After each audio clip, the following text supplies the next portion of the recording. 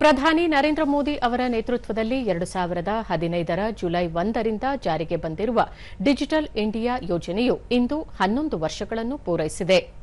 ಕಳೆದ 11 ವರ್ಷಗಳ ಅವಧಿಯಲ್ಲಿ ಈ ಉಪಕ್ರಮವು ದೇಶದ ಮೂಲೆ ಮೂಲೆಗೂ ತಂತ್ರಜ್ಞಾನವನ್ನು ತಲುಪಿಸುವ ಮೂಲಕ ಇ-ಆಡಳಿತ ವ್ಯವಸ್ಥೆಯಲ್ಲಿ ಕ್ರಾಂತಿಕಾರಿ ಬದಲಾವಣೆಗಳನ್ನು ತಂದಿದೆ.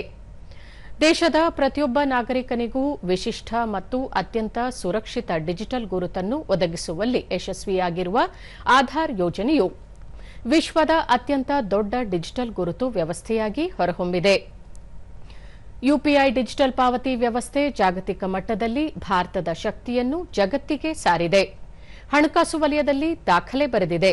2025-26ರ ವರ್ಷವೊಂದರಲ್ಲೇ ಯುಪಿಐ 24,162 ಕೋಟಿಗೂ ಅಧಿಕ ಡಿಜಿಟಲ್ ವಹಿವಾಟುಗಳನ್ನು ಯಶಸ್ವಿಯಾಗಿ ನಿರ್ವಹಿಸುವ ಮೂಲಕ ಹೊಸ ಇತಿಹಾಸ ಸೃಷ್ಟಿಸಿದೆ. ಡಿಜಿಟಲ್ ಇಂಡಿಯಾ 11 ವರ್ಷ ಪೂರೈಸಿರುವ ಹಿನ್ನೆಲೆಯಲ್ಲಿ ಪ್ರಧಾನಿ ನರೇಂದ್ರ ಮೋದಿ ವಿಕಸಿತ ಭಾರತ ಮತ್ತು ಸ್ವಾವಲಂಬಿ ಭಾರತಕ್ಕೆ ಡಿಜಿಟಲ್ ಇಂಡಿಯಾ ಬಲವಾದ ಅಡಿಪಾಯವಾಗಿದೆ ಎಂದಿದ್ದಾರೆ.